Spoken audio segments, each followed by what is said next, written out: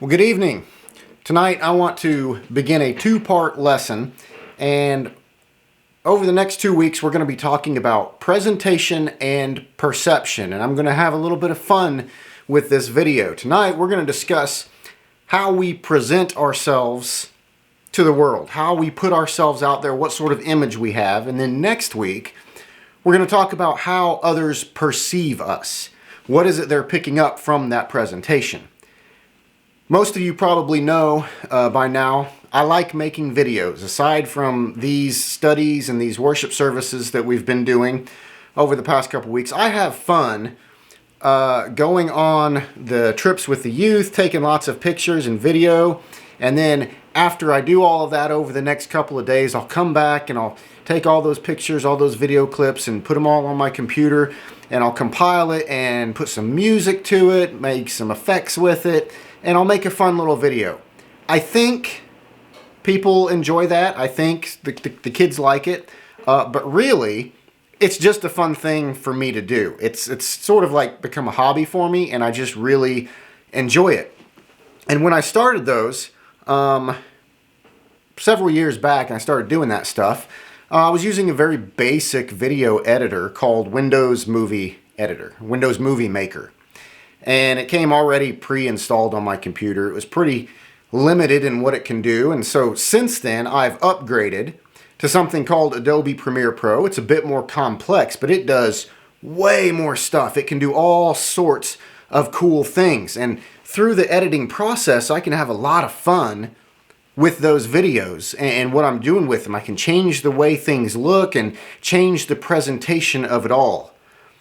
I can mess with the coloring and make it look all weird. Just all sorts of weird.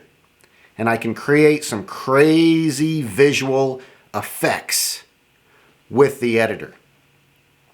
I can apply different filters, different layers to give it a cinematic look. Make it vivid.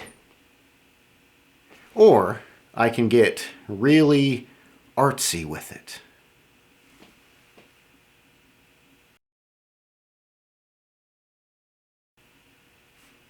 The point being, it's not reality.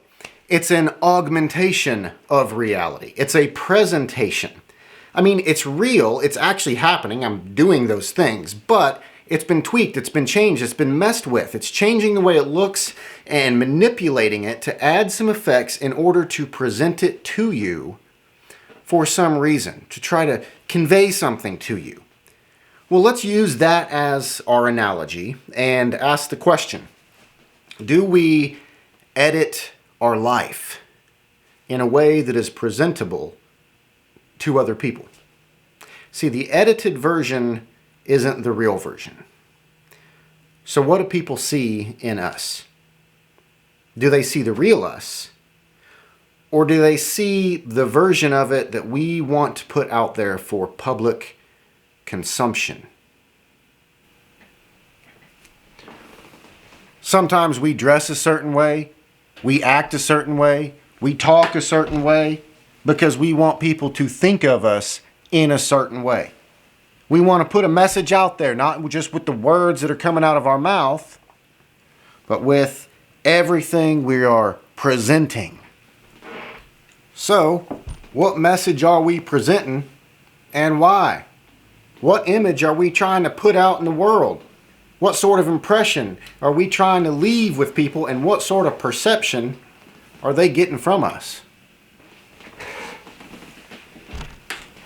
It's normal to want to put the best version of ourselves out there that we can.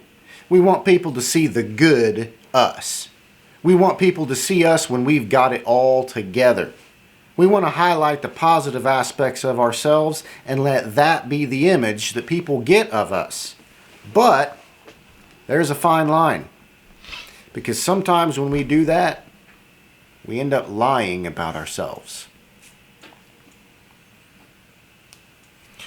So, as we do with this class, we're going to pause this video and we're going to think about and discuss what sort of image are we portraying? What are we trying to put out in the world? What are we trying to convey to people? What sort of presentation are we making? How are we editing our lives in order to look better? Go ahead and pause this video right now and discuss that.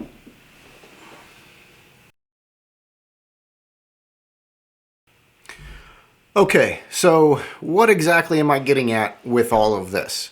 Well, I just recently got on Instagram, and I've been avoiding that for years. I've limited my social media to basically Facebook and YouTube, and that's all I really do. But Jason and I were talking about it and decided we needed to do Instagram as well, because kids use that a bit more than Facebook these days, and we should probably post some stuff on there and just make our presence on there a bit more. Now, when I was in high school, I took a lot of pictures. But we didn't have the cell phones that we've got today, with the cameras on them that are really nice and really cool and really sharp and clear and have all sorts of the cool stuff on them. What I took pictures with was the disposable cameras. You know, those ones that you'd buy at Walmart and it had the little wind-up plastic thing, and then you had to push the plastic button on top, and you had no idea what the picture looked like until you had taken all the pictures on that roll, and then you took it to the store and they developed the film, and then you get it back and you look at the pictures, and some of them are okay, some of them are pretty good, some of them are all fuzzy and blurry, didn't turn out well. There's always like one or two in there you're like, what in the world is that? I don't even remember taking that. Where'd that come from? Or it's just black, there's nothing there. Today it's a whole lot easier to take those pictures.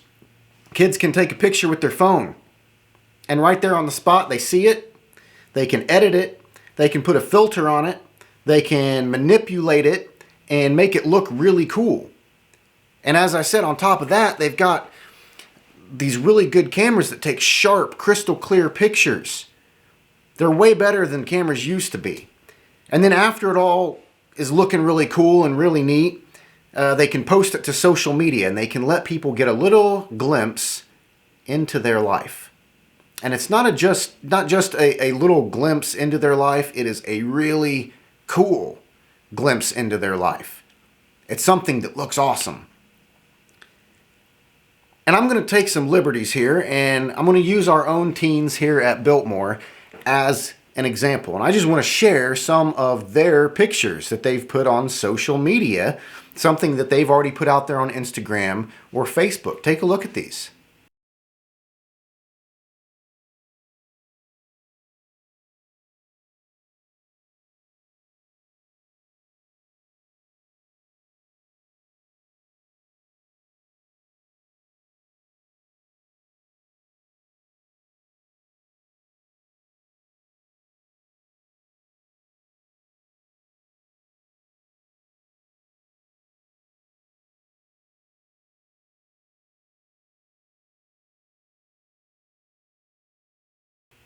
Those are some pretty cool pictures. And the teens here in this congregation, they're out there having fun, right? They're living life to its fullest. And we look at these pictures and it's just, wow, that's really cool. And we get the impression that these are the most wholesome, the most well-adjusted young adults ever. I mean, just look at all that stuff. It was really neat, and they're out there having fun, and it's awesome. These teens, they've got it all together. They're so positive. They're so upbeat. They're just really living good lives, right?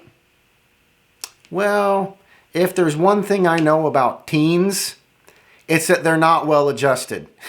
Teenagers are not well adjusted, ever.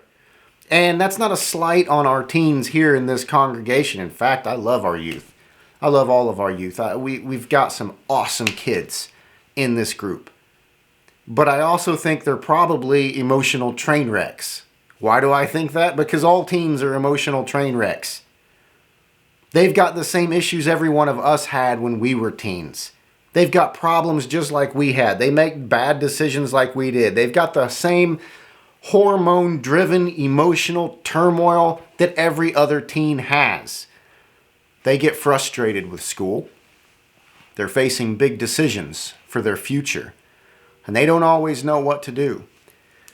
Relationships are taking them through the highs and the lows and the ups and the downs, and it can drive them crazy. They fight with their parents, they get in trouble, they struggle with self-image. They're questioning, who am I? And who am I going to be?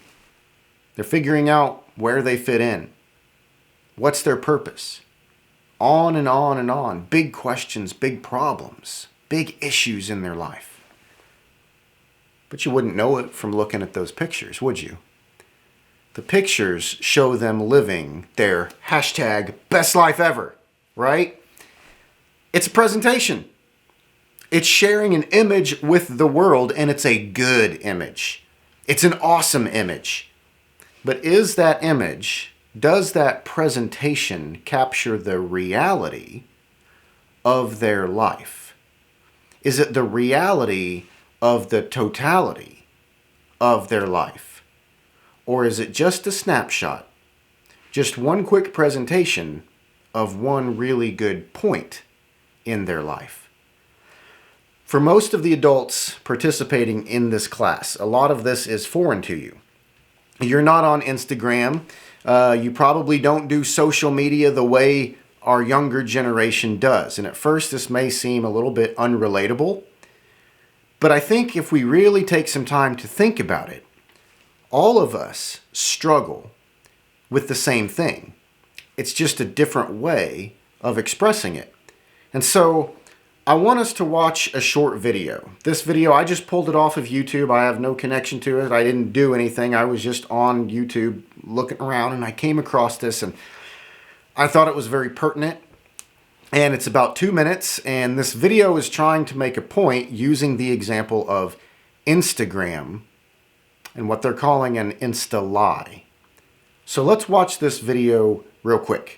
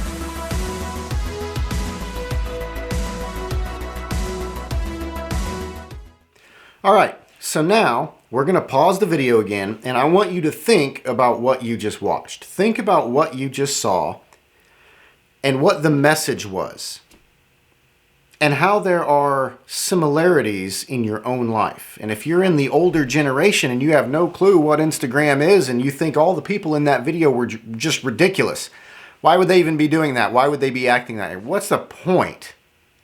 I want you to think about and consider and discuss with each other, in what ways does that relate to your life? In what ways are you trying to put something out to the world that might not be true? In what ways are you trying to present an image, trying to get something across, trying to tell people, here's who I am, when maybe you know that's not really me? So go ahead and pause this video and discuss that now. All right, so this has always been a problem. And with the teens, we can pick the problem apart when it comes to social media and how they present themselves today. But it's always been a problem. We can back it up a couple hundred years.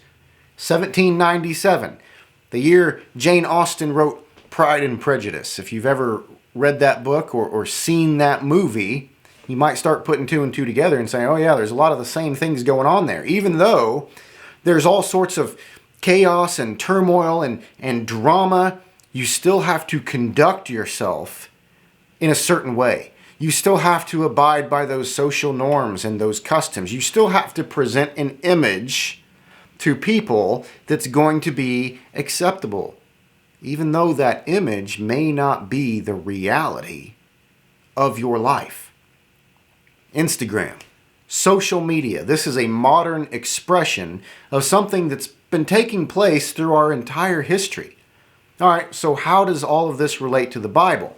This is a Bible class after all. So what's the Bible have to say about all of this? Well, Matthew 23, verses 27 and 28. Jesus says, "Woe to you, scribes and Pharisees, hypocrites!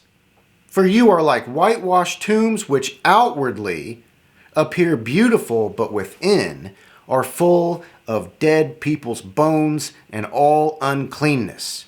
So you also outwardly appear righteous to others, but within you are full of hypocrisy and lawlessness." In this chapter, Jesus is really hammering the Pharisees. I mean, he is not pulling any punches. He is laying into them. And a lot of what he's addressing is the hypocrisy that they have in their lives, that they're trying to present something to people, but what they're presenting isn't the real picture. It's not the truth.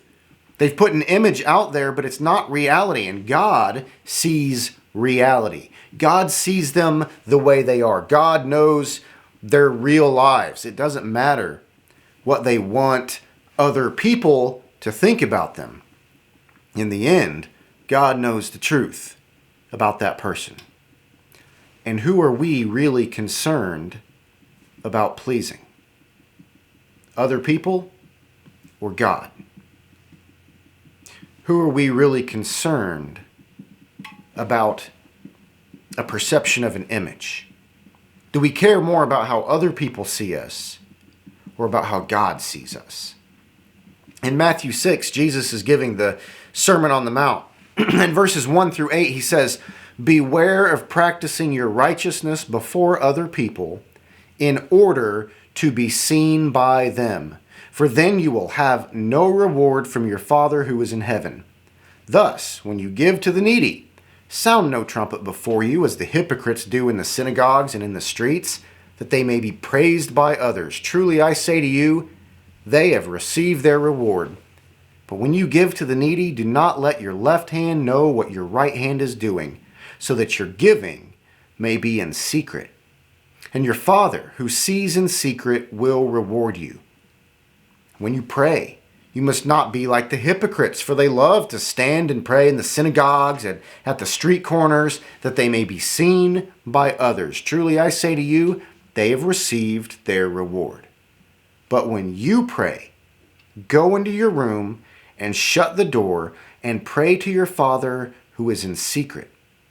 And your Father who sees in secret will reward you. And when you pray, do not heap up empty phrases as the Gentiles do, for they think that they will be heard for their many words. Do not be like them, for your Father knows what you need before you ask him."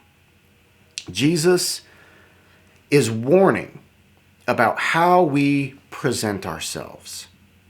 And more importantly, why we present ourselves in that particular way. What's our motivation? Think about the video that we watched earlier.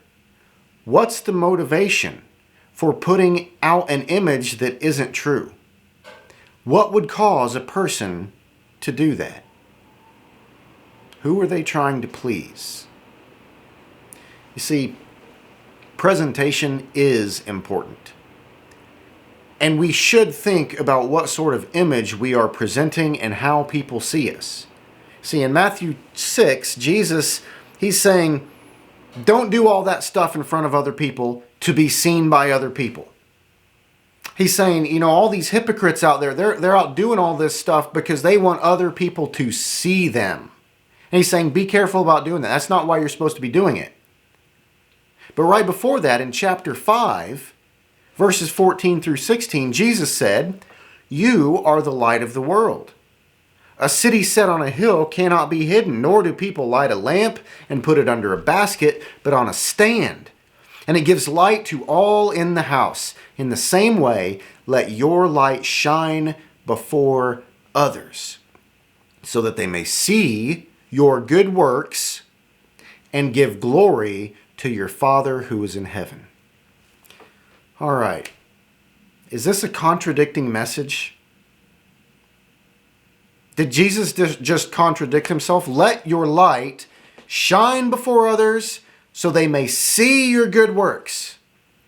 But then let your giving be in secret. When you pray, go into that secret room and close the door. What's the difference between these two statements? This is another good opportunity to go ahead and pause the video and discuss these two passages. What is the message Jesus is trying to tell us, and what's the difference between these two statements? Go ahead and pause and discuss that now.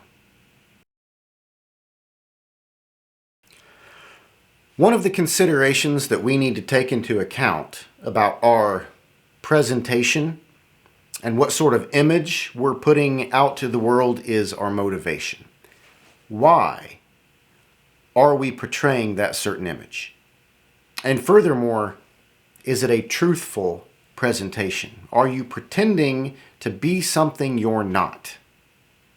And if you are, why would you do that? What's causing you to do that?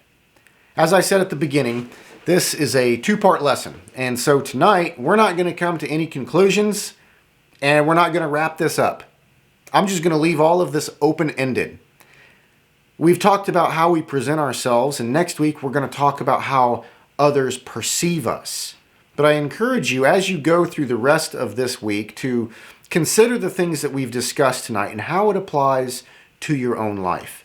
Think about what sort of image you are putting out there and why. And think about the question, is it a true image?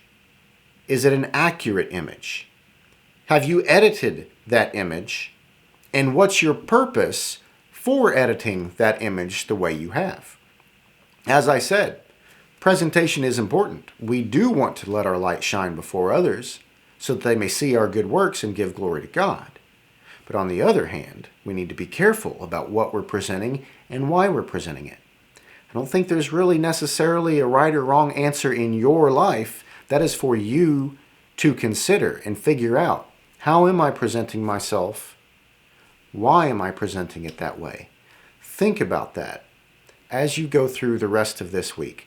I hope all of you are doing well. Stay encouraged, stay positive, stay upbeat. I can't wait to see you all again in person. And just remember, in all things, love the Lord your God. See y'all next time.